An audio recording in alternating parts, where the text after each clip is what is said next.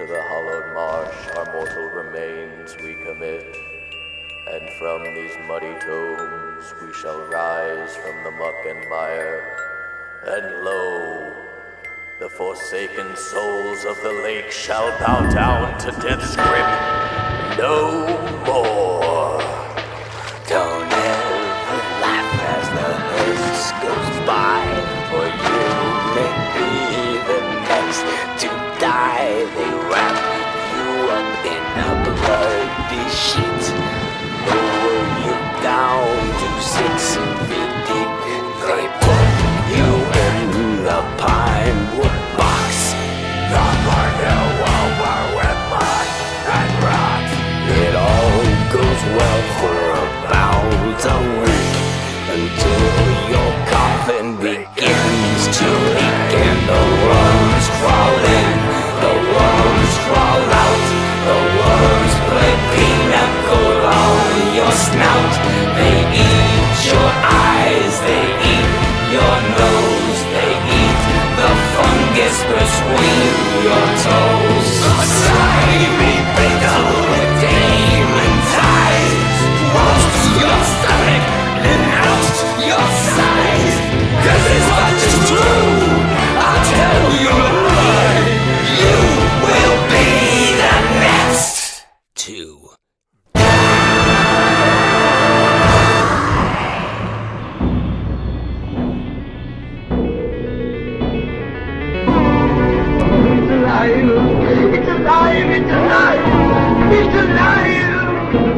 Even the moon's frightened of me, frightened to death. The whole world's frightened to death. See this? This is my boomstick! I've been home, my friend, for a long time! What are you, fucking nuts?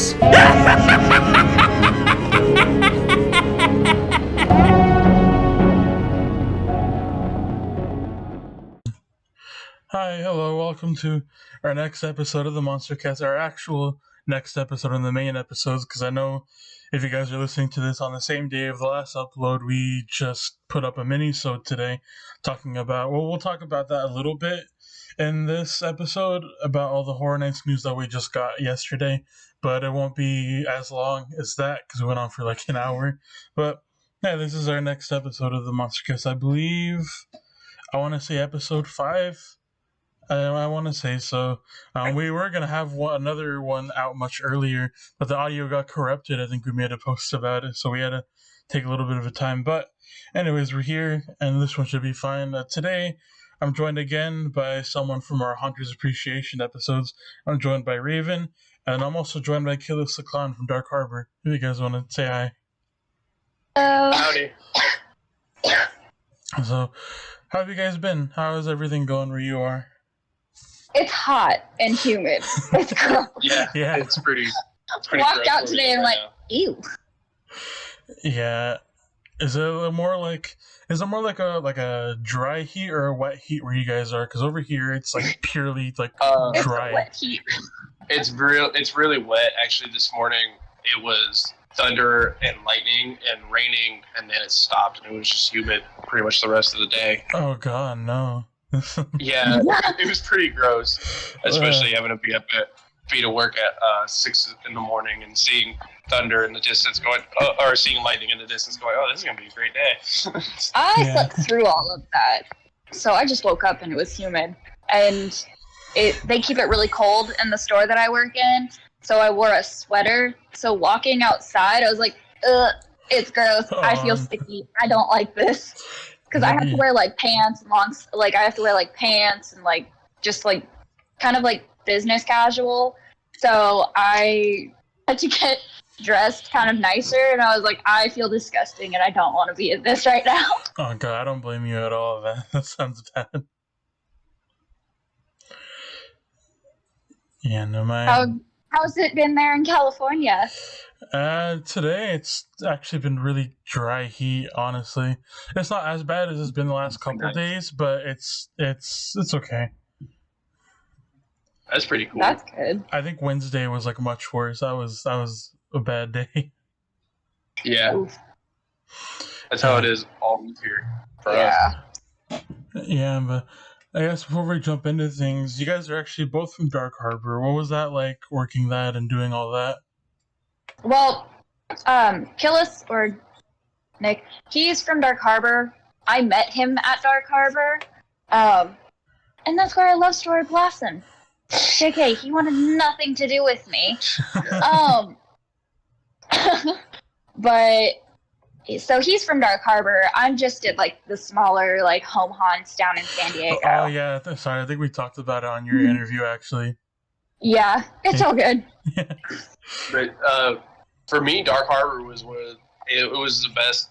Like, not I don't want to say it was the best of it because everybody does their best every year, but for me, it was the most fun event I could go to as a guest and as a monster, just because of how interactive we are with guests and things like that. Like, we stop, take pictures, we interact one-on-one with guests, and things like that. It's really fun. Like, at least being a street monster, it is. And the mazes, you can't get that kind of interaction with people because people are just walking through and they keep on going and you're on to the next guy. But as far as the streets guys go, I can mess with pretty much anybody all night long if I really felt like it. And I did one night, but that was for a private event that someone had rented out the whole park for. Oh, man. Yeah, it was a TwitchCon. Twitch had rented out the whole park. They really rented out Dark Harbor? Yeah, TwitchCon was it 2017, I believe it was. It was my first year on streets. That year, Dark Harbor was actually sponsored by Twitch because TwitchCon was in Long Beach at the Long Beach Convention Center, and they rented out the whole event for the after party, basically. And nobody knew that we were a haunted house, basically. So everyone was just kind of wandering around like the main outside areas of the event and drinking at every bar. Like I guided people into mazes, like, go, these are mazes, and people were like, you guys are a haunted house? Like, what? I'm like, no, I'm a dude in a costume just walking around like it's the thing to do. What do you mean this is like a haunted house? And yeah, I thought that we were so full that we couldn't even do our second slider show. And it was at that point I had been following a guy around for about 30 minutes. They canceled our second slider show, and then I decided to follow him around for 5 hours just because he was such a fun guy to mess with.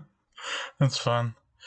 Yeah. I do miss that interactivity at Dark Harbor. I'm really hoping it can come back this year. I know it's a little on edge, like we talked about in her interview, that because apparently the ship, they filed for bankruptcy, so they got like to the point where they gotta sell the boat off to a new lease. So yeah, I'm just hoping that whoever buys it is interested. It's actually owned now by the city of Long Beach. So, wow, really? Yeah, so for the first time in like 30 years, the city is now owning it, and they're putting in emergency funds to fix it. And if I remember correctly, it was like $1.2 billion in repairs that they're about to start next year. Oh, damn. So as far as Dark Harbor goes for this year, it's really, really up in the air. Yeah. I haven't heard anything. From like my old friend, or my friends from there, or people that I know that work there. It's kind of all up in the air at the moment. But if not this year, definitely next year they'll be back because they've already started repairs. Yeah, I kind of figured. I didn't think it would be a gone forever kind of deal, but I thought like this year in particular might be really in the air. Yeah, this year it's up in the air. I would do a lot of shady things to make it happen this year. I think we all would. Just because my birthday's in October and it falls on a Saturday, I would buy a plane ticket to come home on Thursday and stay there all weekend up until Monday, and then take a plane right back Monday. Yeah. I know, even if it doesn't happen this year, I know they now have Dark Horizon in Florida, but I guess now, fucking SeaWorld is bringing their Howl-O-Scream haunt, which we'll talk about in a little bit. They're bringing it over to SeaWorld in San Diego, so we're getting a new, big, Titan haunt in the industry here. But now we're getting... But now, well, it's kind of a fun trade because now Florida is getting a taste of SoCal haunts with Dark Horizon, but now we're getting a taste of Florida haunts with Howl-O-Scream coming here.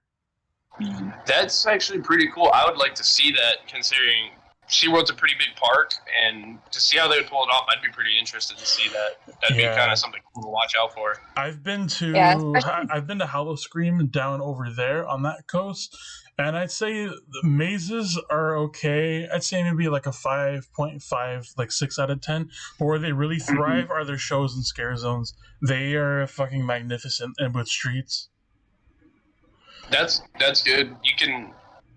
I'm kind of like a firm believer in you can have some bad mazes, but if you have really good street talent to bring that event together, like it makes it so much more fun. They don't have any bad houses. But they only have maybe like 2 that are actual like really good standout ones, like really good quality. The rest of them are just kind of like, it's okay. Like wait like 15-20 minutes, and it's a pretty cool little thing.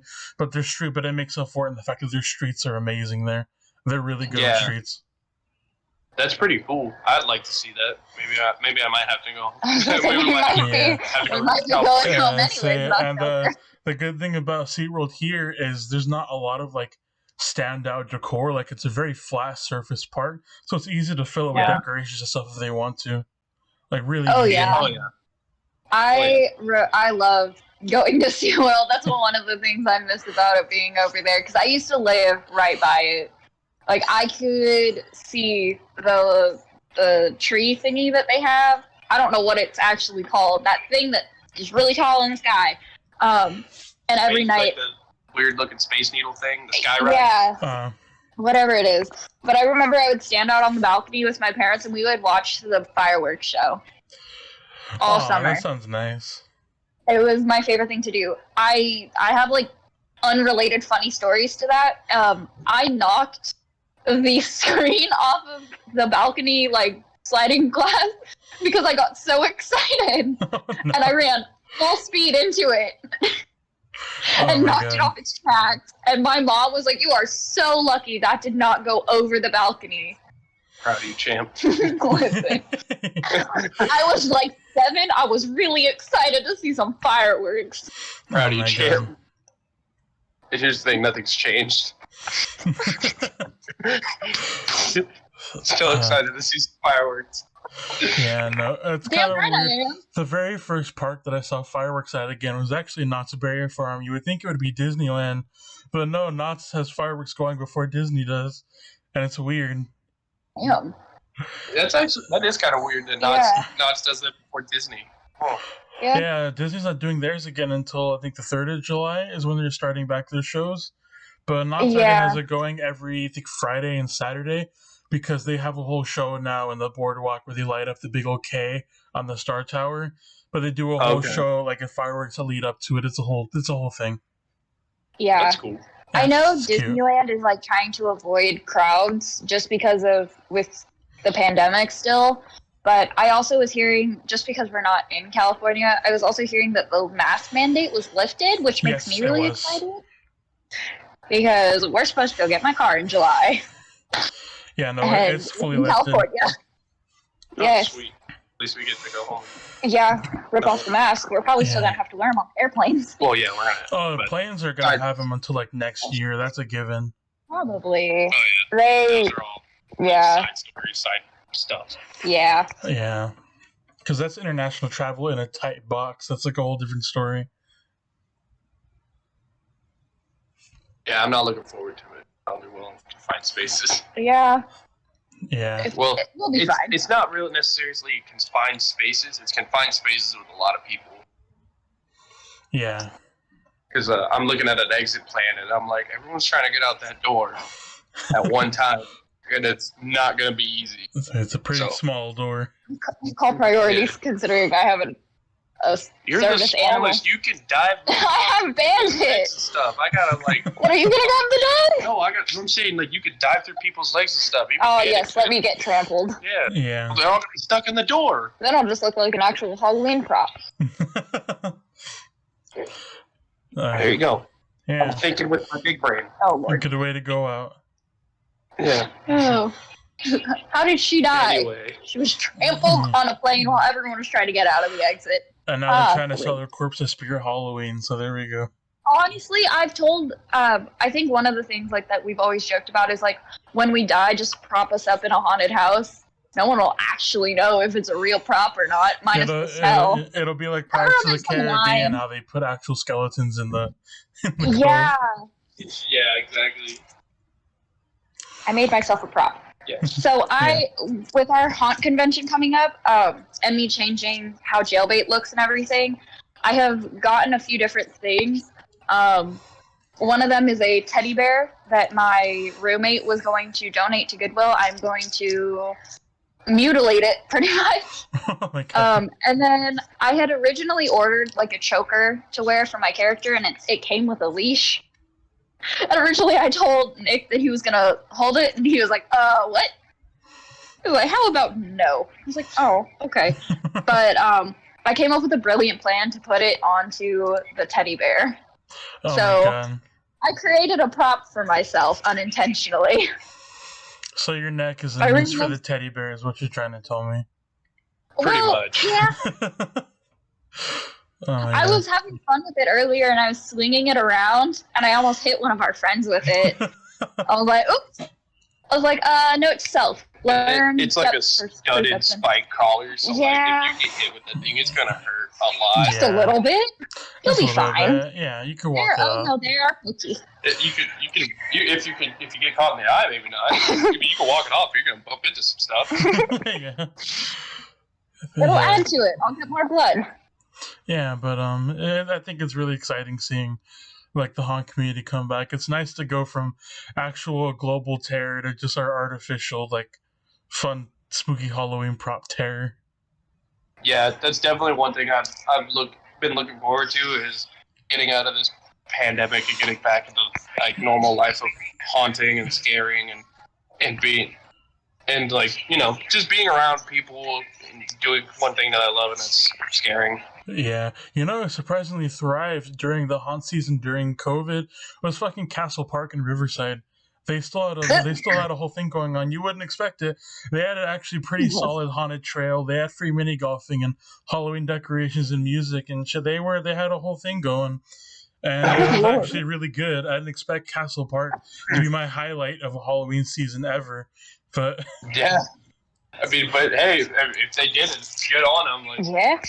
A lot of people were doing that last year with like the drive-through haunts and stuff like that. And, I worked on one last year. Yeah, I mean, it's a cool idea. It's kind of hard to make work, but I mean, people did make it work. Like I saw a lot of one was the big one, Haunted Hayride. Haunted Hayride. Yeah, theirs was really good. What I saw, they did pretty good. And then a couple of my friends worked Haunted Car Wash, which I kind of thought was a ridiculous idea until I saw it. I was like, that actually kind of works. Yeah, there are some Dark Harbor people, like big Dark Harbor people at Haunted Car Wash when I went. Yeah, my buddy Rampage, shout out to Rampage. Yeah, he was there. I saw Rampage and Mooch. Yeah, Mooch was there too. I'm trying to remember who else was there. Which Joker. is now Vertigo. Yeah, Mooch is now Vertigo. Yeah, I heard about that. Yeah, I heard it. I finally got the story of why his name changed, and it's actually pretty hilarious. It makes me laugh. I love when people get their name changed because it's normally like 9 times out of 10 for something catastrophically dumb, which makes me very happy. It makes me hope that I never do anything catastrophically dumb. Joker was there too, from Knots. Yeah. He was there. A lot of Knots guys were there too. Yeah, I noticed that. I don't think so. I don't think Luke was there. I think she actually was working. The one that I worked for I worked for Urban Legends Haunt, which is at the OC Fair. Oh, okay, I know exactly. That was one that I worked for. I don't think I'd work it again, but I worked it. Yeah, I think my boy Rails or his now fiance worked that. So I believe you did. Yes, I think I know who you're talking about. There are a couple people. Yeah, his real name is Israel. He's a Dark Harbor guy that I met through our first year of Intrepid, and then we kind of just stayed friends throughout like that entire timeline of me being there and things like that. Yeah.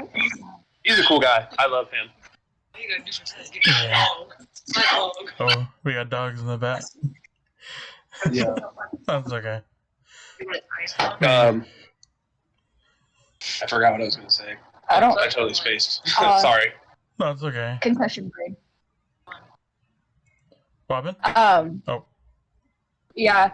I'm really excited just to be able to, get dressed up again and like go out, just enjoy being around other people who enjoy it. Just because like it's been what feels like forever since. I mean, it's almost been a year because the last season was when we got to like do all of our getting dressed up. We didn't get to do like all of our like makeup like we did last year, so it'll definitely be so much more fun just to be able to like, because I'm taking my whole airbrush and everything with us when we go to the convention, and so me and Nick are actually going to both have full faces of makeup. We are picking up our friend Split on the way also, so he's going to be going with us, so it'll be fun. Making a detour to Michigan before we go to Milwaukee. We're stopping at the Rainforest Cafe because I found one on the way there, and I am really excited for that, honestly. God, I love Rainforest Cafe. The closest one to me is all the way in fucking Ontario. Yeah, because they took it out of the one at Disneyland. Yeah, they got rid of now it's like a Star Wars trader shop. I know, which is so stupid. I think it's so stupid because they made so much money off of the Rainforest Cafe. And I actually went to it. It's so cheap. It's literally the exact same place, but they covered up the tree's face, and they like anything that had a Rainforest Cafe on it, and they put like military tarp over like the roofs and shit, and that was it. Good Lord. That's so cheesy. They didn't bother to make it a whole. They didn't bother to make it like a Star Wars shop. It looks like a Transformers the ride shop, like gift shop. Oh my god, that's so corny. That's so corny. Yeah, I'm very excited to stop over there on the way. I love the revelation. I love what's going on with the theme parks lately. That Universal is thriving and Disney's doing terrible, but Disney people refuse to believe that Universal's doing better than Disney. So it's just caused this whole pit of denial and all kinds of craziness. When I come back to California next month, if I had the money, I would definitely more go to Universal over Disneyland. It's way more fun. And Jurassic World the ride just topped like almost like a decade's worth of like past Disney projects. Like it's insane. Yeah. Jeez. That was the one thing I remember when we had gone back last July. It's been almost a year since I've been back to California. No, it hasn't. Well, we're not including the funeral, sir. I didn't get to do anything fun while I was there. I was there for a funeral. But we, like the last time we were there, we were planning on going to Universal, and we ended up not being able. One of my friends just pulled one of the eyeballs out of the teddy bear, and now she's just shoving her finger in it. That's great. Oh my god. Yeah. But I stabbed myself. Sorry, she's over here accidentally self-harming. Okay. She stabbed herself on accident with a pair of scissors. It was. But yeah, that was the one thing. Like that was the one thing I wanted to do very badly was go on the new Jurassic World ride, and then we weren't able to, so I was really sad. And then cut that part. Just make it look like someone took a bite out of it. You're doing a podcast. I'm trying. Listen, ADHD out the ass. But the other thing I miss about Universal is the butterbeer. Oh yeah, she got me hot butterbeer. And now the hot butterbeer is year round. Ooh, the hot butterbeer is pretty good, especially like when it gets chillier in California. It doesn't get cold. I learned what cold was once we moved out here. But that, like, I really liked the butterbeer when we were out there. Like, the hot butterbeer is really good, and it's definitely more accurate to, like, the books and the movies, because butterbeer is supposed to be hot. But the very first time I took Nick to Universal, I was like, you have to try the butterbeer. You will be hooked on it for the rest of your life. And he told me that it was bullshit, and I was like, And so we actually went. It wasn't also just him. It was my boy Lone Star. His name's Lone Star. Now. But he was telling me the same thing. We went with him, a girl he was talking to, and then it was us two. Obviously, they were both like, "You have to try the butterbeer. It's the greatest thing ever." I told them they were all full of shit, and then I got a thing of butterbeer. Turns out they weren't wrong. He stole mine. I had him hold it at one point, and I was like, "Here, hold this." I think I had gone to the bathroom, or I went to go get us something to eat or something. And she came back in the butterbeer. And I came back, and he was sitting there drinking my butterbeer, and I was just like, "What the hell, man?" Oh, I was like, I don't know who drank all this, but they went that way. I was like, "You're a damn liar," because I was so mad. I was like, "You drank my butterbeer." I was so mad. But yeah, it's definitely something I would love to be able to like go and get butterbeer again. Yeah, butterbeer is the only thing I go to the Wizarding World of Harry Potter for. I don't fit on either of the rides, so I don't even bother. Those guys are serious dicks about it too, so I just don't really bother. We got stuck almost upside down on this fucking ride. Yeah. Oh my god. The one where it's like the screens and like it's interactive, not the the Forbidden Journey. Yeah, that one. We almost got part, stuck upside down. It goes upside down with the Whomping Willow, but yeah, I've gotten stuck upside down on that before. It's not fun. We were stuck like on our side, and I was on the very. I think I was either at the very top or the very end, but I was just like, "Hi guys." Yeah. We couldn't see him or anything. It was so uncomfortable, honestly. We were stuck there for like 10, 15 minutes. And since the floor is so far down, it's so hard to make like an evacuation system. Yeah. Yeah. I was like, well, this is uncomfortable. I think we were just sitting there like talking, and Nick obviously is sitting there cracking jokes, stuff like that. Like, as the blood slowly starts to flow to your heads, Pretty much. Dude, if I had got stuck upside down, I'd have been really mad about it. But it's all right. We made it through. We're alive. Yeah. For the most part. It's kind of funny. A lot of people don't go on that ride. Like, those lines are always the shortest ones for some reason. Yeah. I know a lot of people, like, obviously Universal is, like, known for, like, Harry Potter and, like, Jurassic World. So, obviously, like, I know a lot of people tend to go to those ones, like, especially at night or literally midday, because it gets hot during the day, and you're just like, But, yeah, I wish we could go back for the haunt season and, like, go, like, walk around and also, like, be able to go on, like, some of the rides during the day, but then also, like, doing, like Hollywood Horror Nights. Because, honestly, I miss Hollywood Horror Nights. Yeah. If you went in 2019, I guess they're bringing back that Pandora's Box maze just verbatim. Ooh. Yeah. And I was going to say, I think the year we went, it was, like, the holiday one. That one was my favorite. That one was honestly really fun. Holidays in Hell was really good.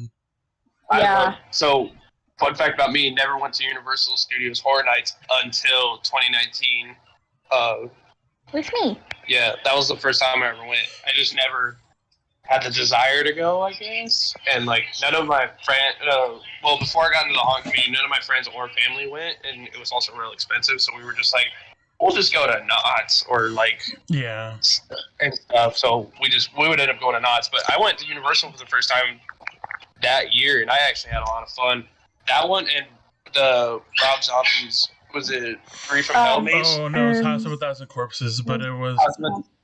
Yeah, the first one, the Firefly Trilogy. That was a good one, too. I was surprised at how good that one was. I was, too. I'm a big Rob Zombie fan and, like, big Rob Zombie movie fan. Like, I have House of a Thousand Corpses, Three from Hell, and the Devil's Rejects movies all on DVD. And, yeah, it's some of my favorite. And I have his Halloween Michael Myers film, and I love it. That same year, he actually got a scare zone in Florida for Hellbilly Deluxe. Oh, man. See, now, like, I want to go see stuff of his mazes because I know what he does in his movies. I can imagine what he does well in such mazes because he did House of a Thousand Corpses. It was really good. Yeah, I think the Florida one was a lot better, but Hollywood's was still really good. That was kind of the underrated gem house of that year for sure. It really was. The Waterworld mazes are almost always like the hidden gem ones. I know this year it's going to be Halloween 3 Season of the Witch. Ooh. Yeah, they're also doing the main drive for this year in Hollywood, though, is they're doing Beetlejuice. Oh, man. You're going to make me spend money to come back to California, man. Yeah, I'd say the lineup for this year for Hollywood is Pandora's Box is coming back. That's like the ancient Greek mythology one, like Medusa and all that stuff. Is that one? Yeah. They're doing Beetlejuice, Texas Chainsaw Massacre, Halloween 3, and then the rumor is the Terror Tram might come back. It's a big maybe because it was on the surveys, and then Haunting Hill House. Ooh, That sounds like I was about to say the Haunting on Hill House. lineup of mazes. Yeah, it's a smaller lineup than usual, but it's a really solid one. Yeah. Yeah, they honestly probably are expecting. Honestly, they probably should expect more people because, especially with it being like something that no one did last year, they are gonna get flooded. Yeah. Oh no, I had to buy my Florida tickets like as soon as it went on sale for my Florida trip to their Horror Nights because they're already selling out like crazy. It's insane. I was about to say that honestly does not shock me because everyone is probably like, I gotta get it before they sell out because they want to go so bad. Yeah, I almost missed one of the days I was gonna be on my trip, but I got it like just in time. As soon as I went back to get the rest of the tickets, I got them all in one big order. As soon as I went back, the day was sold out, so I was just lucky enough. Yeah, that's one of those things. Oh my gosh, I know. Like we're probably gonna like try and go to Cedar Points just to see, just because like obviously with us living here, even though we've been here for like almost 2 years now, we haven't gone to Cedar Point. So I'm like, if anything, we'll end up going to Cedar Points, just kind of seeing how it is. Yeah, honestly though, if you're gonna try to go to a Horror Nights, I think this year in particular, because of how big it's gonna be compared to Hollywood's, I would go to Horror Nights in Florida. It's their 30th anniversary, and we'll talk about some of the stuff they're doing, but there's a lot going on this year over there. Yeah. I guess we can just jump into it now. So we already did an episode about about the main one. But about like the main topic I'm talking about, but they announced yesterday that they're bringing an icon back. They're bringing back Jack the Clown, which is like the haunt, for context, is like the haunt community's Mickey Mouse. Yes, I love Jack. Oh my gosh, I remember, like the first time I went to Hollywood Horror Nights, I was so sad because I had seen videos about Jack. And I was so excited. And then there was no Jack. And I was mad. I was like, are you kidding me? I got all excited for nothing. Yeah, no, he's back this year. They did a whole really badass trailer for him. Yeah, they're bringing back the Carnival of Carnage stage show, so we're getting another Jack show. And then they're doing a haunted house, as far as we know, a haunted house with all of the icons called Horror Nights Icons Captured. And then he'll have a presence in the main scare zone too. The 30 Years, 30 Fears. That's awesome. Yeah, so I'm sure they'll announce all the other icons in time, but the only official ones that have been announced in Florida are that, and they released a trailer for Beetlejuice, which is really good. And that, like, all the trailers they've been doing are throwbacks to their old, like, 1990s and 2000s commercials. Like, they brought the narrator back. Like, they're all narrated in, like, you know, like old, like, TV like things. It's really cool. And then that's awesome. And then another ones that we know about is an original and an IP house that we know are coming back. They're bringing back Revenge of the Tooth Fairy from Horror Nights Light, and then they're also doing Universal Monsters: The Bride of Frankenstein Lives.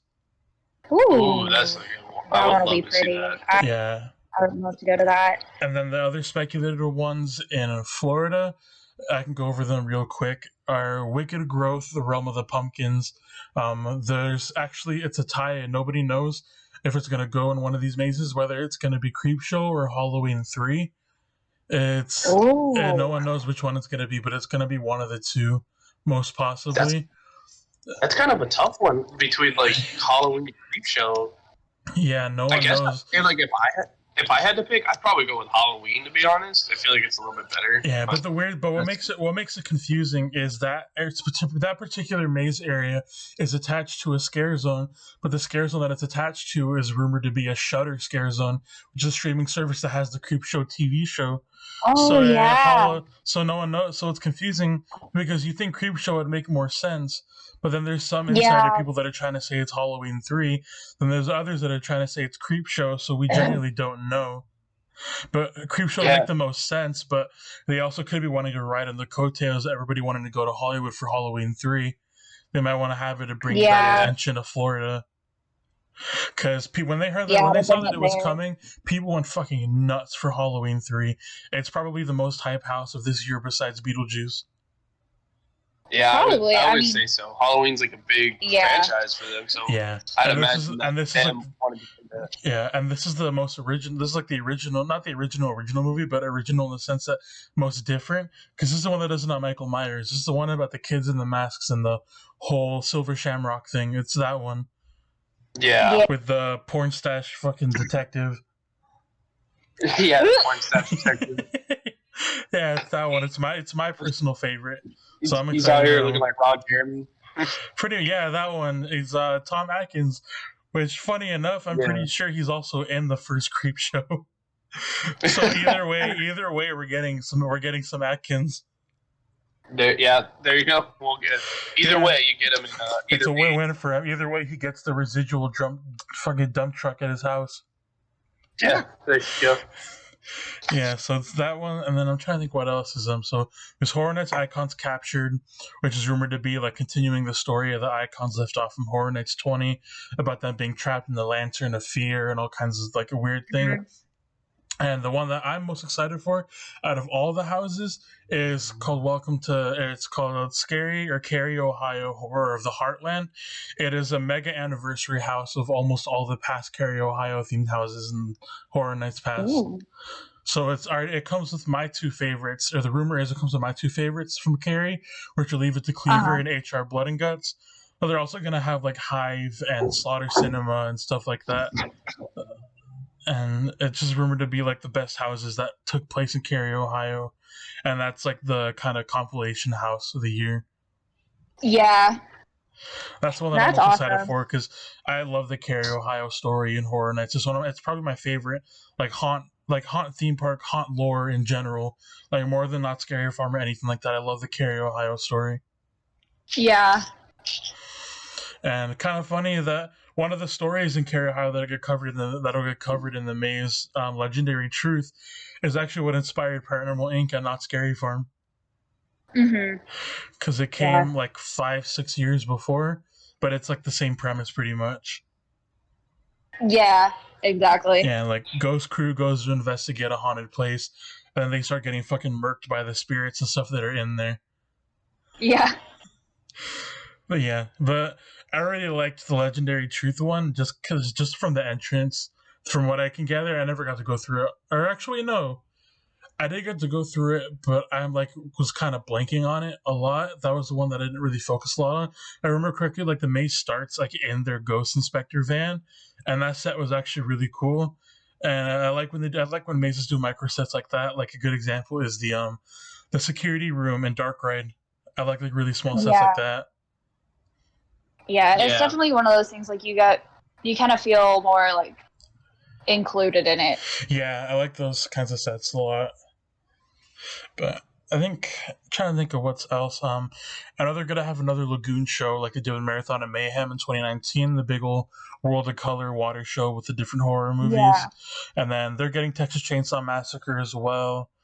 And then, another one that I'm really excited for. This one was also another one that's officially announced is Puppet Theater Captive Audience. Ooh. Which the whole backstory of this one is you end up getting caved in and trapped inside a theater with a puppeteering group that ends up going crazy and starts trying to attack and kill each other, making each other into puppets and stuff. And it's really I guess the best way to compare it is very Phantom of the Opera, very macabre, kind of old time theater. Yeah. And you're going through the house in different perspectives of the theater.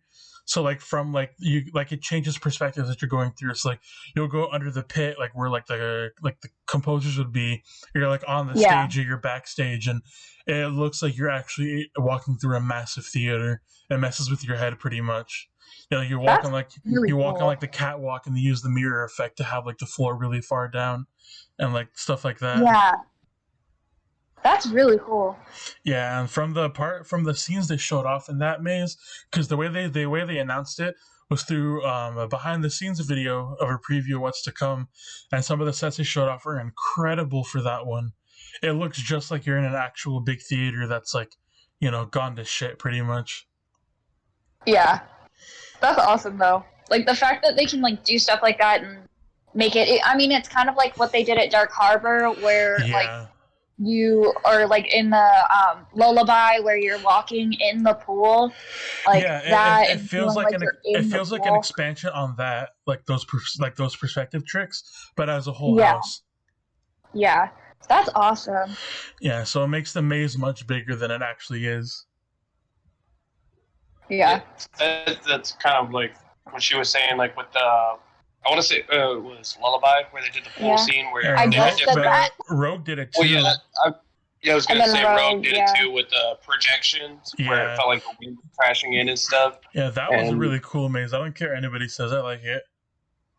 I digged it a lot. It was like when they first came out and talked about it, I was kind of like, this is skeptical. I was real skeptical about it. I'm like, there's no way this. They took out one of our best mazes, which was Dead Rise. Yeah, Dead Rise. I miss Dead Rise. I love Dead Rise. I love Dead Rise for a whole different reason other than the guests do, and it's for my man Kill Bill. At the very end, he would that fogged out sea container. He would hang down and mess with people, and then like he would talk mad crap to people. Yeah, we call him Kill Bill, and he is the nicest dude ever, sweetest man ever. Funny as hell, says some off-colored, off-the-wall crap. There's a he's been wanting to do streets forever. There's a reason he's not allowed on streets, and like they only let him do it for one night. And like he had outside of that exit, he had like that whole kind of like a 20-foot area to work with, and to like mess with people, and it was funny as hell to watch. Like if it was a slow night, I would just kind of go walk over by him and scare in that general area and just watch him talk crap to people because I thought it would be funny, and he never disappointed. Oh, that was good. Yeah, and one night he almost got his ass beat by some guests because what year was I think it was 2018. The Dodgers went to the World Series, and they did it 2 years in a row. They did 2017 and 2018. It was the year I met you. Yeah, they did 2017, 2018, and of course choked both years. Don't get me wrong, I'm a Dodgers fan. I have been since I was growing up. I love baseball, but they choked both years, and they told us that night, do not talk about the Dodgers game because it was a very hostile night. Because it wasn't even that it was a hostile night. It was just like we're in Long Beach. We all know, like, not to like stereotype or anything, but there's a lot of Mexicans there. And sure enough, they all showed up and showed out in their Dodger gear that night. Everybody was wearing Dodger jerseys and T-shirts and hats and stuff that night. They told us, do not say anything about the Dodger game. As soon as we found out they lost, we were talking mad shit about the Dodgers. Yeah, so that's like can of worm open. Yeah. I was like, oh, you handed me a loaded gun and expected not to go off? That's kind of a dumb thing. But Sparrow thought it would be a great idea to go backstage, find a piece of cardboard, and put Dodgers jerseys here, cut 2 slits in it, found a trash can, and then like kind of stuck it on the trash can and was walking around messing with people to like put the jersey in here. And Kill Bill was doing the same thing with Sparrow, and they talking shit, and one guy just got real pissed about it, and they almost got into a fight over the joke, and then we got told never to do that again. Oh my god. Yeah, we got the slap on the wrist, like, no, don't do that again. There are many rules at Dark Harbor, and Most of them are my fault. Yeah. I'm the reason we have rules. You and Stranger. I would say it's mostly me and Stranger. Some of them are because of Sparrow, but it's mostly because me and Stranger. What is your guys' excuse? Not an excuse, it's a reasoning. It's ask for forgiveness, not permission. No, not that one. What is your alibi constantly? Oh, I was in the VIP lounge with Sparrow. If anything goes wrong, that's our go-to line. Where they come up to us and they go, "Where were you?" Like, I was in the VIP lounge with Sparrow. Sparrow would just sit there and go, "Uh-huh." We were all there. Every one of us. Yep. Looney was there, Rampage was there. You should have seen it. Yeah, you should have been there, man. It was great. We were up there taking pictures. We were scaring people. Like, it was I a good time. asked him one time. I asked him because I had heard something had happened, and I was like, "What were you doing?" And he goes, "I was in the VIP lounge with Sparrow," and I was like, "I know full well you were not, sir. Goddamn liar." Yeah. Well, that was when he finally was like, "Oh, here, this is what we say," and I was just like, "Y'all are some dumbasses. I love y'all, but y'all are some dumbasses." Yeah, I absolutely put on a t-shirt. Pretty much, honestly, you guys. Oh my god. We'll put it on a shirt in our TeePublic shop. Yeah, there you go. We'll make $1 million. It's gonna be like, excuse me. In the VIP lounge with Sparrow.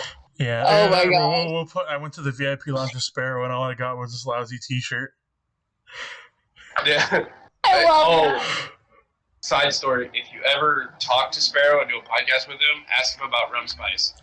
Oh Lord. I'll have to have him on sometime. It's my favorite character he's ever. Oh, it's not my favorite character he's ever done. There's one that I can't talk about. That's my favorite character.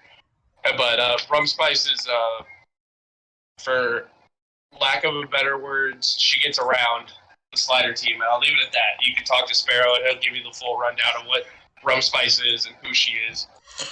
Is it like an actual person, or? Oh yeah, it's a person. It's a person that Sparrow's made up in his own brain and manifests. She's interesting, and I'm almost grateful that I have not had the pleasure of meeting her. She's something else. She definitely is something else. I'm intrigued now. Yeah, you'll have to ask Sparrow about it. If definitely one of those things. Gotta ask Sparrow. Yeah. Because he can explain it better than I can, and the way he explains it is way better than me. Yeah. But we've got some interesting stories between me and Rum Spice and the rest of the team that are pretty bad. I don't think I've even heard all of them. No. I probably haven't, yeah.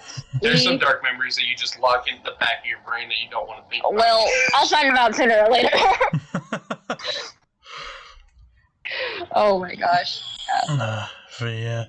Also, have you guys watched any good horror movies lately, or any of the new recent ones that came out? Not yet. That's what we were supposed to do this last weekend. Oh yeah, we were supposed to have a date night and go to see The Devil Made Me Do It, because that's been one of the ones that we constantly, we will go and watch them in the movie theaters, and I love going to see them. We don't own any of them, do we? The Conjuring? Yeah. Yeah, we do. We do? Uh-huh. Oh. Amazon. Oh, Amazon, yeah. That's right. But so we have those, but when we found out that it was coming out and that there was another movie, we got really excited. Yeah, and then I saw it. I can say it's actually pretty good. Ooh, that makes me really excited. I know Nick isn't a huge fan of The Quiet Place, but I absolutely love The Quiet Place. So I'm also excited for The Quiet Place 2. Yeah, the weird thing with me with Quiet Place 2 is that the first 20 minutes were great.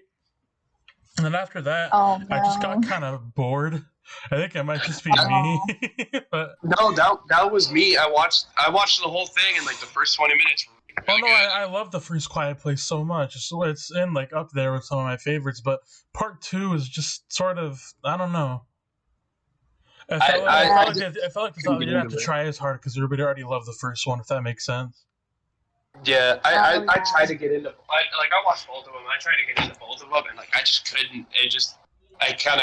for me, it kind of turned into a slow snooze fest. If it doesn't have like a lot of, this is gonna sound weird. If it doesn't have a lot of violence and gore, like a good storyline that keeps me interested, like I just can't get into it. Yeah, my main thing with the first one is I think it still has one of the best, like, I guess, shock moments of almost any horror film, with the whole scene with the train bridge and the kid getting fucking swooped. Oh, I feel like that's one of the most like shocking moments out of like a lot of horror. Like I thought that was really well done. I'm sure I screamed. Like I was just like, "Oh my god! Okay, we're starting that off." Okay. That was like the first time in a while a horror movie made me like verbally go like, "What the fuck?" Yeah. There's only one horror movie that actually makes me really cringy, like makes my skin crawl, and it's Jigsaw 2, where she gets thrown in the pit of needles. That's because you don't like needles. Well, I mean, even if you don't like, but at least it's Amanda, so we already know that she's a crackhead. So this could have been worse. Yeah, we already know she's all. We already know she's a big. She's a junkie and stuff. Kind of. Yeah. That's the answer that I want to see. You feel bad about knowing your past. You don't feel as bad. Or Spiral. Yeah. That's what I want to talk about out of all these. I know it's like kind of mixed reviews. I fucking love Spiral. It's my favorite out of the Saw movies. And I'm like not afraid to say that. I haven't seen it, and I want to. It looks really good. Especially with, like, I know he absolutely loves the Jigsaw movie, or, like, any of the Saw movies, the Saw franchise in itself. I am not, like, it's obviously not my number one, but I still, like, love it. I'm interested. I've heard that, like, a lot of people are like, oh, well, it can't be scary because it's got, shit, what's his name? Oh, Chris Rock. Oh no, Chris Rock. That's the most surprising part. This is one of his best roles. He actually does he actually does fucking outstanding in this movie. Just his very first lines immediately sell his character to you like it's nothing. I was about to say, I didn't even know Chris Rock was in the movie. So he's in the movie. When you guys said Chris Rock, I just started laughing. I was like, there's no way. Yeah, no, you wouldn't think so. You wouldn't think so for a series like this, but he does really good in this one. He's one of the better like Saw actors in general. I would have never expected like Chris Rock. Like that's like trying to tell me that Chris Pratt's gonna play the new Pennywise. Like honestly, that might not be bad though. It would make you laugh. Yeah. I mean, Bill Skarsgård did really good. Yeah, he did. Yeah. I absolutely love. Well, and like when he did like the eyes, that's his actual eyes, which made me go, huh? That's his actual facial expressions, which is what makes him really unique. Which makes him super creepy. I still think Tim Curry did a better Pennywise, but I can't deny that Bill Skarsgård is like an iconic Pennywise too. They're both pretty equal. Tim did the first Pennywise. I know. Sorry, I'm bad with names and stuff. Yeah, the original. But he's also like Frankenfurter and Rocky Horror and stuff like that is what he's more known for. Exactly. That's all I can think about. I was introduced to Rocky Horror Picture Film before I was it. So all I can think of is Rocky Horror Picture Film, and I'm just like, Dr. Frankenfurter. Yeah. All I can this think is going to be controversial for you. Oh boy. On the other end of this, I like the newer Pennywise movies compared to the original. Oh no, that's fair. I know that's like the general consensus nowadays, so that's fair. Don't get me wrong, the original has a special place in my heart because it's the first one, and it was really good. But I like the newer ones because it's more in depth. More in depth, a little bit more gory and like, more violent. And that's what I like in a good horror movie. I really liked part 1, but I felt like part 2 kind of like at some parts, not the whole movie, but some parts kind of hammed it home a little too much. For the most part, it's pretty good. Okay, so and I know everybody was really offended with the beginning of the movie too. Yeah, see, like I was reading the book, they definitely hit a lot of the right things with part 2, because part 1 of the book is really them explaining what happened, and then part 2 is more of where you get like all of the like, oh, they went back. It's definitely one of those things. So like after reading, or like I watched the first the original It movies, and I was like, those aren't really scary. Like I as an adrenaline junkie, I need the scare, the popping out at random places. But I personally just liked it because it was definitely closer to like the books, Yeah, which made me really. I was a little upset because they missed my favorite part from the book in the second one, and that's the God Turtle. It was like the one thing I wanted to go see part 2 for, and they didn't do it, and I was actually kind of mad. I was hoping you guys would actually have the balls to do it, but they didn't. Yeah. They didn't want to felt it. Yeah. That would have made it the best movie of the year by far. Yeah. Oh yeah. I know one movie that like we watched. It wasn't necessarily scary, but we watched it in 4D. Was The Curse of La Llorona? Oh and yeah, that was okay. So it was okay, but we went with my family and we were watching it in 4D. I ended up in his lap at one point. If you ever get the chance to watch a horror movie in 4D, highly recommend it. It takes it to another level because the chairs move. I watched Dr. Sleep in 4D. Oh, that would have been a good movie. Yeah, especially with the whole especially when Rosie gets trapped in her head. That was fucking wild. When her, as soon as like the thing would like close on her like fingers, like the file case, they like have those things that like stab you in the back with the chair, and like that, and it was, and the coolest thing I remember with the chairs. I love it was definitely one of those things of like it was a totally different experience, and mind you, like I said, the movie itself wasn't that scary, but I remember at one point, I don't remember what it was. I know it was a jump scare, and like the seats had kind of moved in, and I remember it popping up. They were in the house. Well, it was closer to the end, right? It was closer to the end. They were in the house, like trying to get rid of her, and like she had disappeared, and like they turned around or something like that, and she was right there. But the seats had like slowly creeped up, and as soon as she was right there, the seats just like threw you forward, and kind of jerked you, and it scared the shit out of everybody because we were just like, oh! We were expecting the jump scare, but we weren't expecting the chairs to like basically throw us out of them. Yeah. So it kind of made it.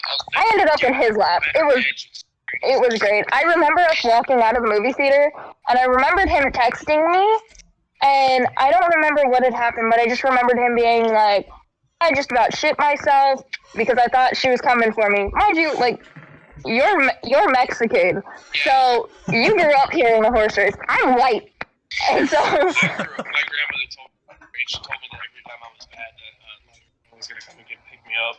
Yeah, so like he has that like the background of it, but as someone who does not and only knows it because I have friends, but not only that, like, obviously, we had to learn it in, like, our Spanish classes and stuff. Yeah.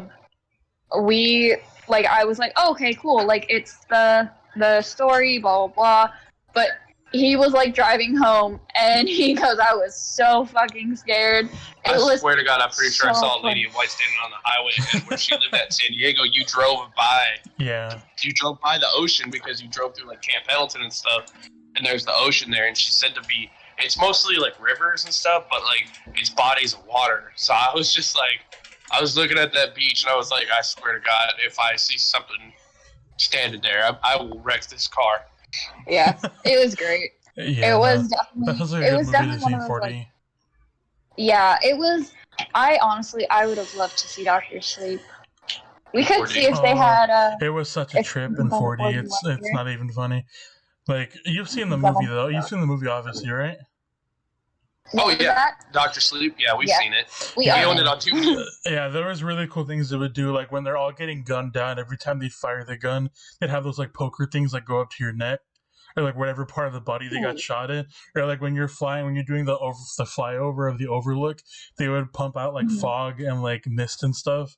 And it like really set the tone while the original theme is kicking in. They did that for like and then it was like stuff like that, or like when he was back in the gold room, it would smell like whiskey, but then the rest of the scene smelled like the Tower of Terror smelled like that musty hotel smell.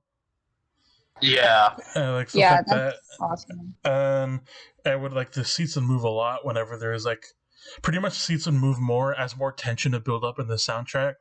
Like it would wrangle and struggle like crazy when they're killing the baseball kid and like shit like that. Oh, it made you feel like it was like throwing you around like you were the one that was like struggling and panicking and stuff. Oh my gosh, I could only imagine. Yeah, it's a really good experience in 4D. Another good movie was Split and Mr. Glass. Those Yeah. were good. Actually, another movie I saw in 4D that was probably my favorite 4D experience was Godzilla vs. Kong. Ooh. I'd imagine that. That was good, except that I feel like I got my ass whooped watching it. Just because of how much I moved Got around. whiplash from it. I left kind of sore. I was like, Jesus. Just got tossed around, beat up. And then I'm waiting to go see Doctor Strange 2 at that same theater. Ooh. Because that'll be that'll be to really watch in good. 4D. Yeah. I watched the first Doctor Strange in 3D, and honestly, I think I almost threw up. Oh, ew. Because there's a lot of I don't even get motion sickness, but I don't even get motion sick. But that movie has a lot of like illusions and like crazy like spinning around and stuff. And for that long of a period of time watching all that, it's kind of like, yeah. Yeah. I was about to say, I'm more of the Marvel movie buff. Yeah. He isn't really into it. Yeah, he did agree to watch Loki with me, so. Yeah, my whole thing with Marvel is I'm not really the biggest fan of like the core stuff like Avengers, like Captain America and stuff, but I like Marvel whenever they go fuck it, let's get weird. So I like Doctor Strange, Guardians of the Galaxy, Thor Ragnarok, like Loki, WandaVision, like stuff like that. Yeah. I like the weird stuff. I don't like, just the core stuff that much. But I love the fuck it, let's get weird side of Marvel. Yeah, so far I've only watched the first episode of Loki, and then we're gonna rewatch it, and he's gonna watch it with me, and then we're gonna watch the second episode. Yeah. My friend was telling me that the second episode is so good. I am so excited for it. If the first episode doesn't sell you, the second episode does tenfold. It definitely does. I'm hoping for him it'll kind of like explain some of the stuff, just because like it does. The whole recap. Yeah. It does. Yeah. It'll be good for him because, like, as someone who's watched all of them, I'm okay. But like, it'll let you know what you need to know about what's going on and what Loki is. Exactly.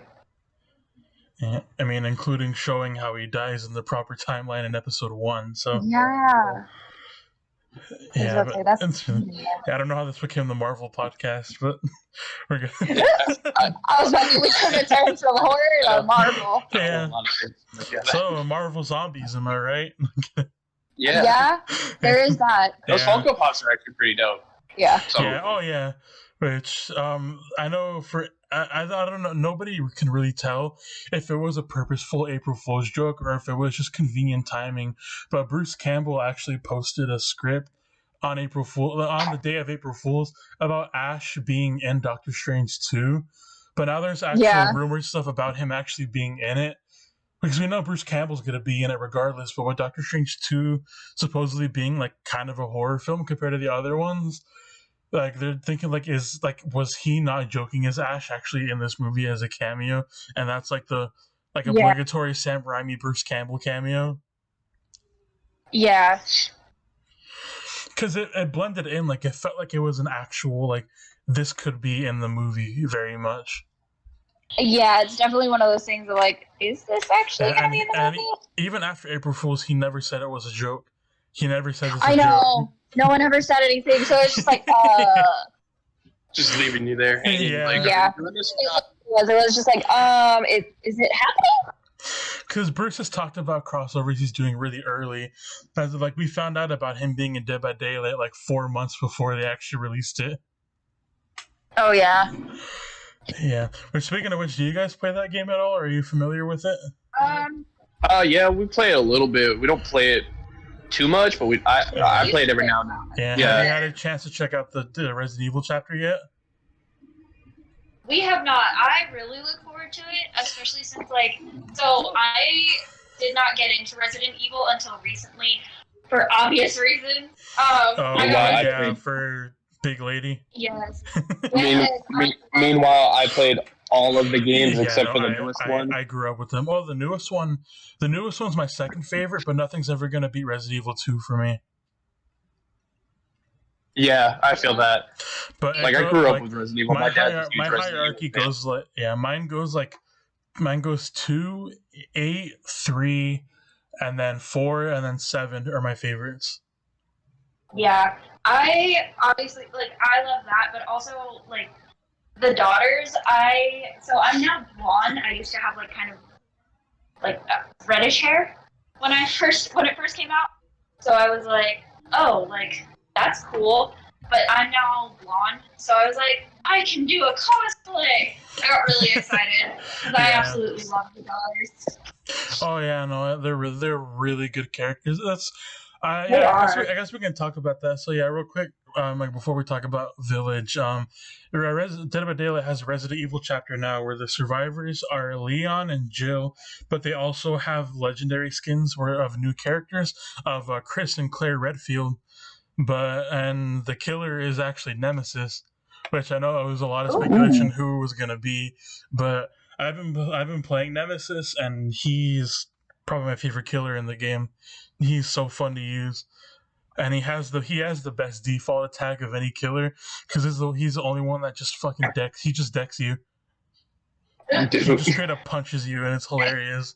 He also has like his tentacle thing, like that infects you, and that's a whole like his special move. But if you're using his default attack, he just clocks you. That's pretty funny.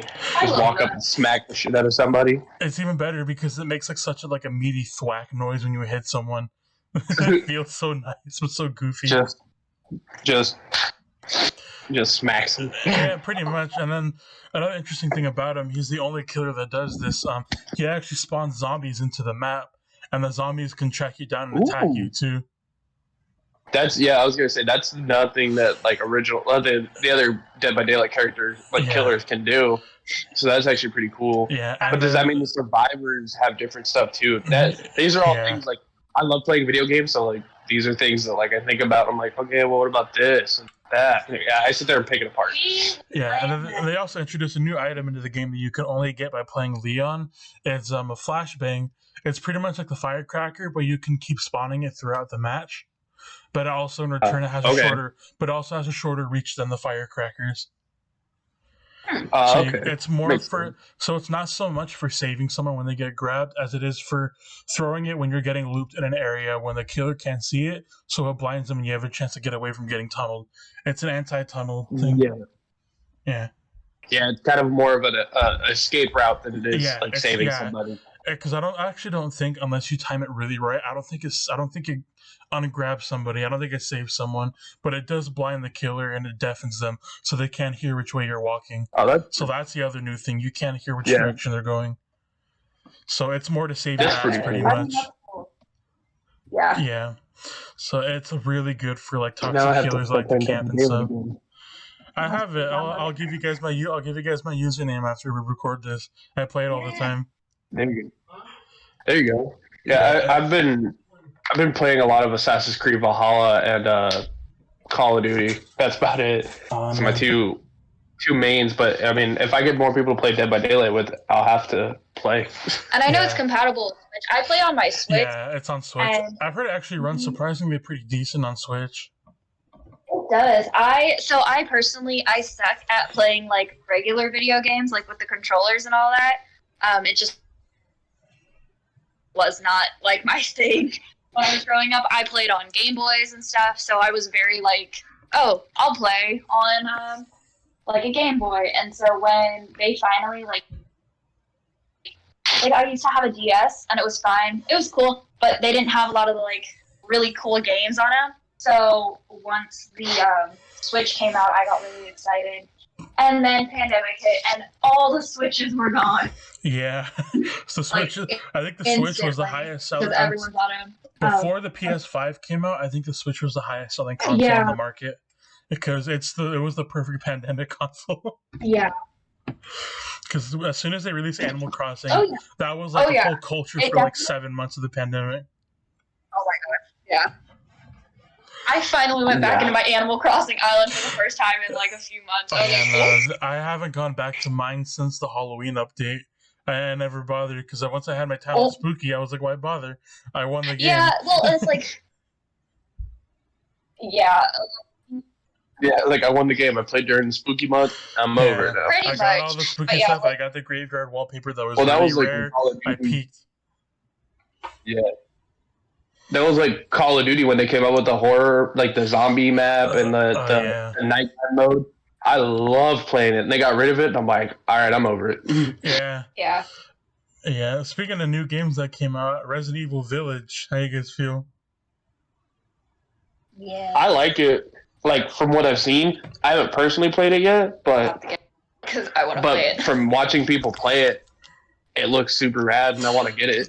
Yeah, what's weird about it is it's the least scariest Resident Evil, but it has one chapter that's scarier than anything Resident Evil has ever done. So it's really confusing. House Beneviento is, in my opinion, the scariest thing. Like that would sell. The only thing in Resident Evil that's right there's the fact than, that the only thing that's scarier than that whole chapter is in Resident Evil 3 when Nemesis can break into the safe rooms. Oh yeah, that was the worst. That's like the only thing that's probably scarier than House Beneviento and Village. But yeah, I think it's like I was about to say, our headphones keep cutting in and out. No, you guys are fine, no worries. But it's like definitely the most stylistic Resident Evil since 2 and 3, though. Yeah. Like it's so unique and different than anything we've gotten in the best way. Oh, what was that? I don't know. Can you hear us? Yeah, there we go. There we go. Yeah, okay. But yeah, it's definitely the most it's the most unique game we've gotten in the whole series. It's so much different than anything else. Yeah. I was about to say, our headphones are starting to give out. That's okay. But I would love to play the new Resident Evil game. It seems really cool. Yeah, I recommend it. And they just confirmed that it's coming out with new DLC. Ooh. See, I'm a sucker for DLC. That's one thing I definitely will split on is like extra content and things like that. Yeah. I think another good thing about it is besides Nemesis, it brought us the two best villains in Resident Evil history with Heisenberg and Lady Dimitrescu. Mm-hmm. Mm-hmm. Is that obviously besides the memes of like, oh, big boob lady or whatever, she's actually a really good, like, fleshed out character.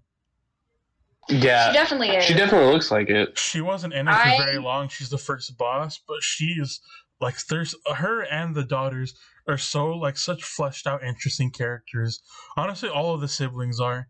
It's kind of crazy. Yeah. And like, I think at least when it comes to memorable ones, this is the first one where they actually make you feel bad for the bad guys. Because with the exception of one, they're not exactly bad. They're just like stuck in a tragedy, pretty much. Yeah. Like, I was about to say, I've watched it get played, but I have not personally played it. So. Like chapter 1, I'd argue that you're more of a villain than her and the daughters, because you just waltz into their house and start killing her fucking daughters. Like, what do you expect? Exactly. like, she's gonna get pissed off. Yeah, I mean, you walk into my house and start killing shit that I like, I'd probably get a little upset about it. Yeah. And then besides Lady Miranda, the only character that's probably inherently evil is the other best antagonist, which is Heisenberg, who's actually played by Connor from Detroit Become Human. Ooh. Yeah. But he's I hear the name Heisenberg, I think of Breaking Bad, because I was a big Breaking Bad fan, so I hear Heisenberg and I think of Walter White, but yeah. Yeah, but I think Heisenberg is the best Resident Evil villain. He's the most charismatic, he's the most fun. He probably has like probably the rudest intentions. He's a very solid villain even outside of Resident Evil. And he's pretty much a more fucked up Magneto. Yeah. And he's really good, and the actor that plays Connor probably does one of the best performances in Resident Evil with him. He is just really good. He like made the character so much different than what was planned, and he does it really good because he's supposed to be like this, like initially this like, you know, crazy steampunk scientist, but he really brought the character like a lot of flavor and like sass and a lot of charisma, and he does the character really well. Yeah. That'd be kind of interesting to see. Now I have to go find it. Now I gotta go see. Yeah. I don't work the next 2 days, and now I gotta go hunt this game down and buy it. Yeah, oh yeah, no, it's one of the best games, if not the best game to come out this year. So far, it's probably game of the year. It's done so far. Yeah, I want to play it now because your brother has it, right? He bought it when it first came out. Yeah, he was sending me videos, and literally he was just at one point he was like, "Oh look, it's mommy," and I was just like, "Oh Lord." Yeah. I was like, "Why are you like her?" Yeah, no, it's weird that out of all of them, she's probably the most. Well, no, she's not the most pacifist because Donna's the most pacifist, but you know. Yeah. But like, when you talk about Resident Evil now, everyone just talks about her. Yeah. Well, actually, it actually switched tables a little bit. She was the main conversation until the game came out, and then everybody started simping over Heisenberg. It like completely switched over. Yeah. I think I'll continue to stick with her. I still do because he does end up being like evil. Like while Lady D's more Lady D's just more trying to care for her family. But yeah, she's the better one in terms of morals and like I guess background. But Heisenberg's the best when it comes to like personality, and he's the most interesting one out of all of them. Yeah, definitely. But they're all really good. Like I know the most pure one has to be Angie or Donna. Pretty much just a girl playing with her dolls. Like she's kind of creepy, but she's not really evil. But but she's like the only one that understands that she has to die for the sake of getting his daughter back. Like she figures out like she knows what has to happen, so she fights. She does fight with the big old fucking meat baby, which is what makes her chapter the scariest one. But I mean, she's like the most accepting. But yeah, it's a really good game. I can't recommend it enough. I'll have to go buy it now. I'm gonna go buy it tomorrow. Yeah, I promise we're not sponsored. Yeah. If only. If only, right? If only, yeah. So I guess the last thing we can talk about before we wrap things up is so as I guess we kind of talked about it a bit earlier, but we can harp on it real quick. So I guess all the haunts are coming back. Not Scary Farm though has like insane construction going on right now. That they are like all hands on deck right now. It's crazy. That's kind of cool. I've seen a couple of sky bird's eye view. That's the word I'm looking for. Yeah. Of like constructions going on where like Shadowlands would be and like a couple other mazes would be. So I'm kind of curious as to like, are they gonna do a haunt or like how are they gonna do it? It's coming back. It's a given. Scary Farm's coming back. But I'm curious to see like how it's gonna be because the mask mandate's lifted, but a lot of people are still wearing them. So like, how is that gonna be for like the haunt actors? Like, are they gonna have to wear masks? Well, actually, are they gonna have to come up with they call them like clutches, where it's like a bottom half mask, and are they gonna put like a fabric underneath there so it's like a mask? Like, I'm kind of curious to see like what people are gonna do. Well, if that makes something sense. I can talk about because I work at Knott's Berry Farm, and actually we can go without masks now, but we have to prove that we're vaccinated. We have to document it. That was just established today, I can say. Okay. So I'm sure they might require actors to be vaccinated this year. Might be the get up for most haunts. I think to make them as like natural and back to normal as possible, they might require vaccinations for actors.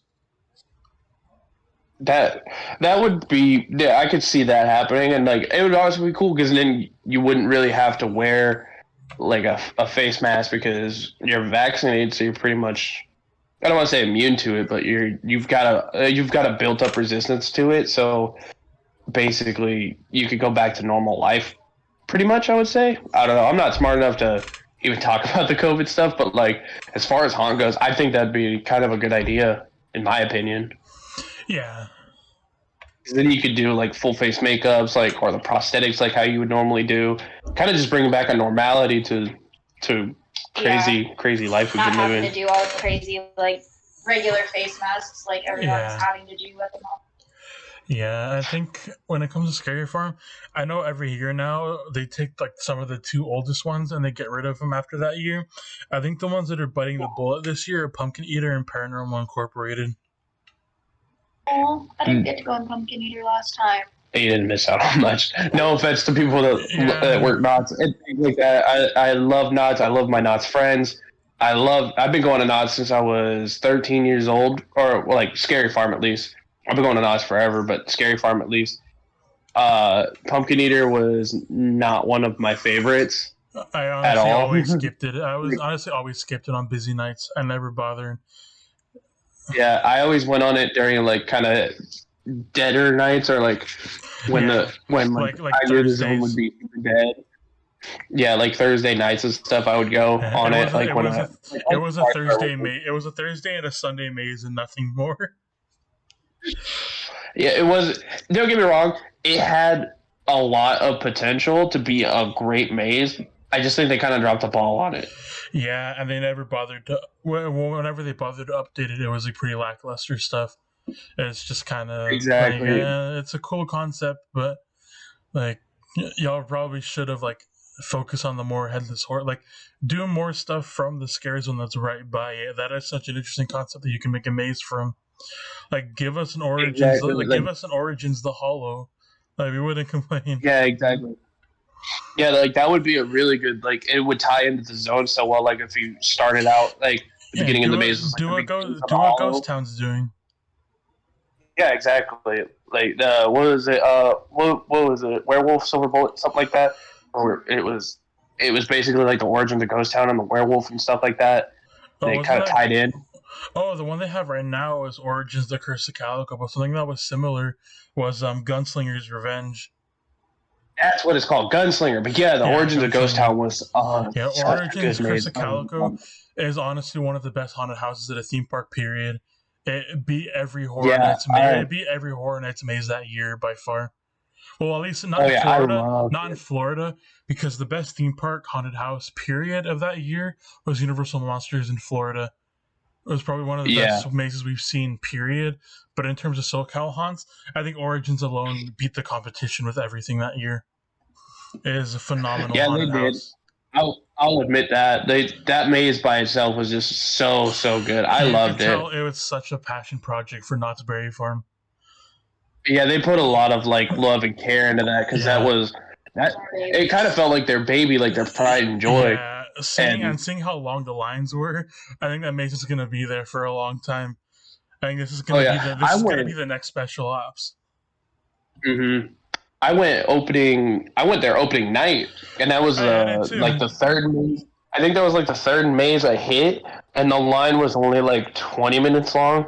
So I didn't expect it to be good at all, being that the line was only 20 minutes. But as soon as I went in, I was like, oh my God. And like one thing that I did love about it was that they had a lot of people that I knew, characters like in the maze itself. Not like my friends were in the maze, but just like their characters were like either CGI'd in or they had the projection mapping with the bride of the casket, and that was badass. Yeah, I thought that was super cool, and like other stuff. I liked a lot of Knott's mazes from like since I've been going since 2013. There's been some of that. There's a bunch I wish they'd bring back, but they never will. My favorite of all time, honestly, I know it's kind of a weird one, is Dark Ride.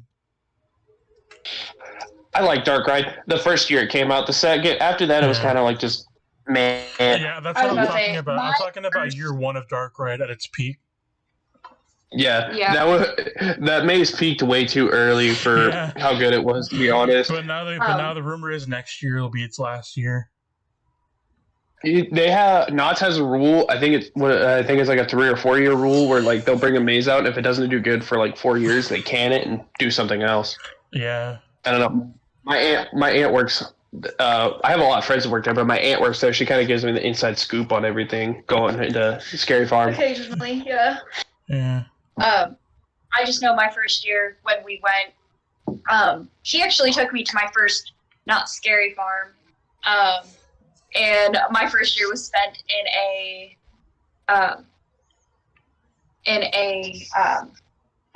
wheelchair because I have really bad knees and my knees kept giving out while we were walking around. So we had to go get me a wheelchair and he had to wheel me around, not scary farms. And he kept running into like anything and everything he could. He would accidentally run into it. Well, like we went through. What's that space maze that's in the back by Dark Entities? What was it? Dark Entities. Yeah, that one. That one was super tight to get through. I just kept bumping into this shit. I was just like, man, yeah, I need to make these a little bit. That honestly is really. I like the way that maze looks, but they need to kind of darken it. Yeah. Like it's too bright. It's too bright. It's too well lit. Yeah. Like they need to darken it down and make it a little bit more spooky. But that's just my own opinion. It definitely was really fun. Like I really enjoyed it, and like to be able to experience it with it, like my first Not Scary Farm, to like obviously spend it with someone that like I literally met for Halloween. It's really special. He's not always very sappy. I'm always the sappy one when it comes to like spooky stuff. It's definitely going to be interesting to see like how our characters actually like, especially with going to the convention, like seeing how our characters kind of react to each other, because our characters have actually never really interacted with each other. So it'll be interesting to see. I have a feeling he's going to want to kill me after. Probably.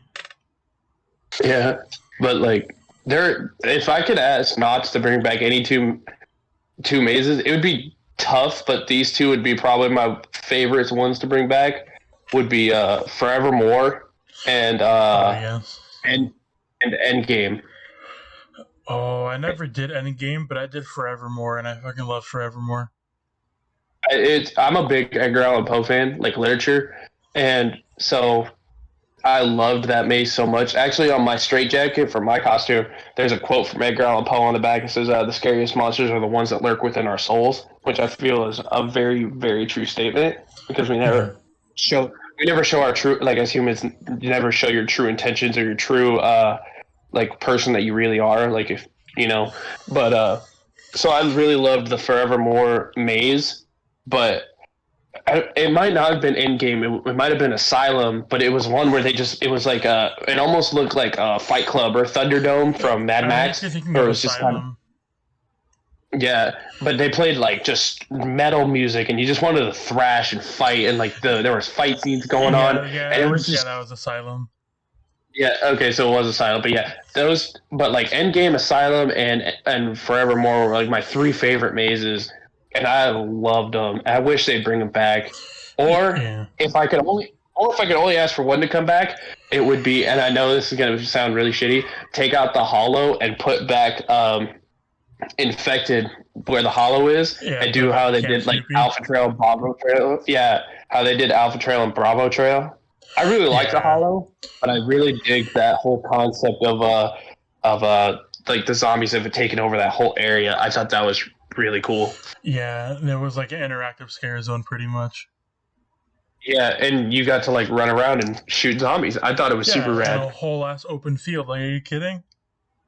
Yeah, it was like where they put it now. It's cool. Like, yeah, it's a maze. Yeah, even though it's gone now. Yeah, I figured they took it away because 2019 was. I knew kind of 2019 was going to be its last year. Yeah, but I got to experience it before I'm kind of curious as to what they're going to put over there now, though. I wonder if they even are going to put anything there. That area has been closed off since Special Ops was over. They never reopened that area. Really? Yeah, so I'm wondering if they're even going to try to use it anymore, or if that space is just dead. I mean, that's kind of. It might be because it doesn't have a lot of foot traffic coming through, to be honest. It is not.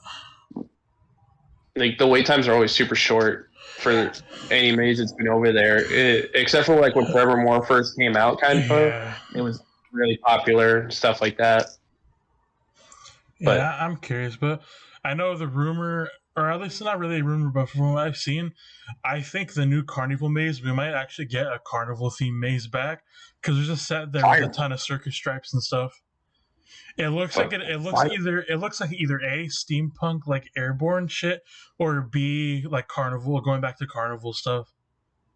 I'm gonna when I come back to California in July, I'm just gonna come there and picket with a sign that says "Bring back Uncle Bobo's Clown College." Yeah, no, my prediction is it might actually be. You know how Waxworks is a sequel to Doll Factory? Yeah, What if we get a sequel to Uncle Bobo? that would actually be pretty cool. Yeah, or even Like- just bring Uncle Bobo into Carnival as in the scare zone. Just make him like Yeah, the exactly. mascot of that area. Give it like a marketable character. Yeah, that's one thing that I wish they would do is bring back bring back Uncle Bobo or like make him a character on the streets in Carnival himself as like the ringleader. Yeah, exactly. And then- like they're doing with Sarah Marshall in Ghost Town now. Exactly, yeah. And what they need to do is they need to extend the border out back to the train tracks. Like we can go on and on about what I think not should do because like I'm a OG 2013 like haunt guy from when that was like the best year they had, like when the clowns were allowed to go all the way to like the train tracks by the bumper cars and the train tracks over by Supreme Scream. Like that was one of my favorite things ever. Like they need to bring that back, take away that damn like invisible line that they got, and then same thing with Ghost Town, get rid of those lines too, and then bring back Fiesta Village. That one was super cool. I love that. That scares us like a weird ass like party zone for teenagers that are too chicken to go to all the houses now. Yeah, and it bothers me. I'm like, we need to bring that back into a scare zone, like and make it cool. The characters would be so fucking cool there. Like what happened? Yeah, like it used to be like Sugar Skull, like monsters and stuff like that. Awesome. Like it was representation for us. Like, what happened? Exactly. And I'm just all like, you're taking away my cool stuff, man. Yeah. Like even the fucking maze, the old De Los Muertos maze was fucking cool. Oh yeah, I love that maze. That maze was super cool. Yeah. But yeah, like I could go on and on about what not should do, but they'll never listen to me. Yeah, they'll never listen to anybody. I'm just an idiot that works in the haunt community, so they're never gonna listen to anything I gotta say. Yeah, no, 2019 was okay, but you know it's a weird year when my highlight of the event over there that year was actually the new Puppet Up show instead of any of the actual haunted houses. Like you shouldn't. You shouldn't be getting overshadowed by your theme park show. Speaking of shows that need to come back, they need to bring back the hanging. The hanging has to stay forever. That's my favorite thing about going to. But the only thing is that the reason why they added the tribute thing is because the show finally got backlash. It finally got too offensive for people. So that's why, like, halfway through, they made it announce, like, yeah, it's the end. I don't care. If I was running that park, the hanging would be there. It would be so much darker. It's weird how long it lasted and how long it took for it to finally actually offend people. Yeah, like there was one year, I don't remember what year it was, but like there were just some stuff that was just so off the wall. I'm like, this is gonna get canceled like immediately. They went the whole year. 2016. Yeah, it was like right when Trump, or like before Trump got elected. I think it was that whole year. It was like, and then I'm pretty sure it was 2016. It was that whole show was just like dark joke after offensive thing after banger joke after this after that. I was just like, oh my god, they are not. They let the leash off. Holy crap! Yeah, 2019 show. Yeah, 2019 show was just kind of bad. Like, it felt like they hammed it home too far, and I think that was, like, the pack it up moment, sadly. Which is weird, because 2018's was good, so I don't get it.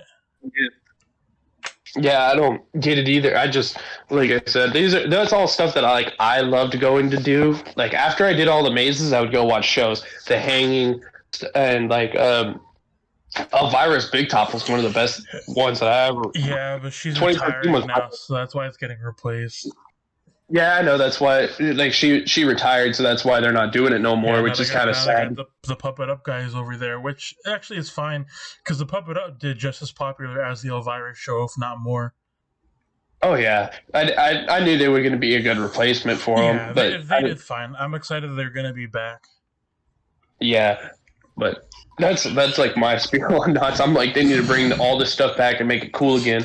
Yeah, for the anniversary, just go full throwback. Why not? Do what Horror Nights is doing this year. Exactly. Go full throwback. When I say full throwback, I mean like Chainsaws back in Carnival. The borders are taken off. Like old school mazes from like fan favorite mazes from back in the day. Yeah. Just like cool stuff. You know what would be another cool one is Doll Factory. Doll Factory would be another cool maze to bring back. Like revamp Doll Factory, which I guess technically is Waxworks, but still, like bring back like actual Doll Factory. Give me like that loud ass dubstep at the facade and like all that. The music pierce your ears.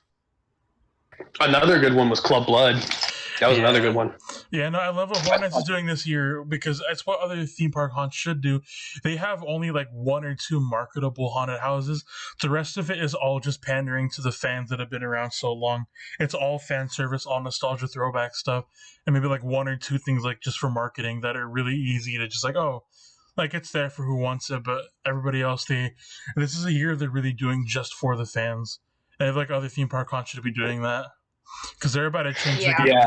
They're about to change the game this year. I can tell. Yeah, I'm with you on that. Like, do what the fans want to do, or do something like a throwback, make it kind of just, I guess, like go back to your roots kind of deal. But like that's just me. Yeah, and even then, one of the marketable things they're doing is something the fans have been wanting, which is Beetlejuice. So pretty much the only thing that's there just for marketing is Haunting a Hill House. Everything else is exactly what the fans have been wanting for so long. And it's like, just go full throwback. Make the commercials like the 90s ones again. Bring Beetlejuice, which is people wanting for decades. Bring like all the icons back. Bring all the KROI stuff back. They're doing exactly what the fans want. Like they did all kinds of surveys and stuff, and they're actually listening. Like it's the first time I've seen a haunt just sit down and say, what do you guys want? You want this? Okay, let's do it. Yeah, which is super cool. Yeah. I just love going to haunts in general, because being a haunt actor, you tend to go, you make friends and stuff, and I make friends in the coolest way ever doing the Sliders Unite stuff. I got to work with some of the coolest people in the haunt community. Yeah, but I have slider gear, but I haven't actually gone sliding in so long. I gotta practice again. We haven't gone sliding in a couple months, but it's been like more than a year for me. Yeah, but like I said, I love going to support my friends and people that I know. And I was talking to a couple years ago, like when my 3rd year I was doing it, I was talking to people and I was like, there were kind of, I was like, Dark Harbor in itself was kind of like the punk rock, like if you look at it in like this way, like a high school kind of atmosphere, the Knott's Berry Farm is kind of like the jocks and like the cool kids. They do all the cool stuff because they're like the original guys to do it. Yeah, and Dark Harbor is us. They're like the mosh pit, like punk crowd. Yeah, the mosh pit punk rock kids, the rebel kids, and then like Universal, since they stick so close to movies and the movie script, they're kind of like I don't want to call them nerds, but like they're like the theater kids. They're the thespians.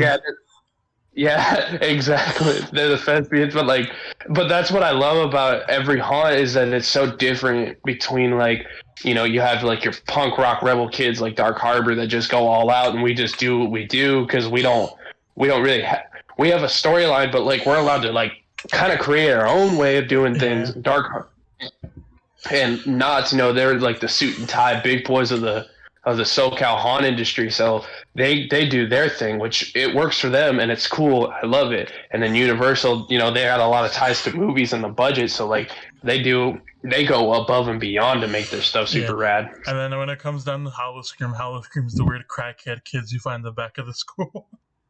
Yeah, they're the window lickers in the back of the bus that everyone's got to keep their eye on. With how chaotic and random some of their organization and like layout is, both in a good and a bad way, they're like the crackhead window lickers at the back of the bus. Yeah. Someone's going to hear this podcast from them and they're going to be like, we're not the backseat window lickers. We're the cool kids, see? Our icon this year's in that Dead Mermaid. We're hip. Yeah. You ever seen that meme of Family Guy where Yeah. Oh, sorry, you go first. You ever seen that meme of Family Guy where it's like Meg standing on one side and then it's Chris, Lois, and Peter sitting on the couch, and Meg's like, you guys all think you're better than me, and then it's like Knott's Dark Harbor, and it's all us sitting on the couch and just looking at them like, no. Yeah, but it's pretty much exactly that. Howl-O-Scream's good, but it doesn't hold up to the others. They're very much like the weird kid that like you'll talk to at lunch sometimes, but you don't see you consistently with them.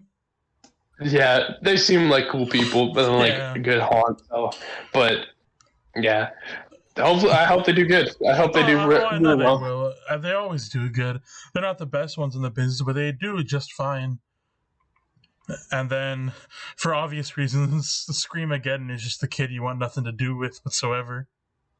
Yeah, exactly. Because their main icon has been outed as like a sexual assault or rapist, but they still market him all over billboards and shit. When he's been like with proof and like actual proof, been outed as a sexual assaulter and a rapist and all kinds of shit. But like actual, like not like making up stuff and like cancel culture. Like, no, like actually, like he's really fucked up, but he's still like their poster boy for everything. So they're pretty much outed by the community and nobody bothers with them anymore. Yeah, I wouldn't if knowing that like my poster boy is a rapist, I'd have fired his ass. But yeah, no, we thought they would, but they didn't. That's insane. Yeah, that's wild. Yeah. But yeah, I guess anything else you guys want to talk about before we finish off for the day? I think we kind of nailed everything. We definitely covered a lot of the different things. Yeah. Yeah, I told you guys it always goes back to haunts in the best way. Oh yeah. But yeah, so before we go, where could we find you guys if you guys want to plug your stuff for a second? I was about to say mine's already on the podcast. So, oh yeah. I was about to say, so if anything, everyone just go hop over, and then if you haven't listened to mine, listen to mine. Yeah. And then you can find my Instagram. It's Killus _the_clown. I don't post much on there, but like there's a lot of cool stuff on there. So yeah, go stuff. Yeah, go like that stuff because why not? Yeah, and I guess a little bit of housekeeping. We actually have we finally opened up our TeePublic shop. We have a couple designs up. We have 2 for the show, and then we have 3 in a series that we're doing called Artist Alley, where we let artists post up their haunt artwork or like artwork that they want to make for their show on the TeePublic store, and all the proceeds go directly to them. Like we don't take a dime from them. They get full credit. They get full funding. They can just showcase their art and buy their cool stuff.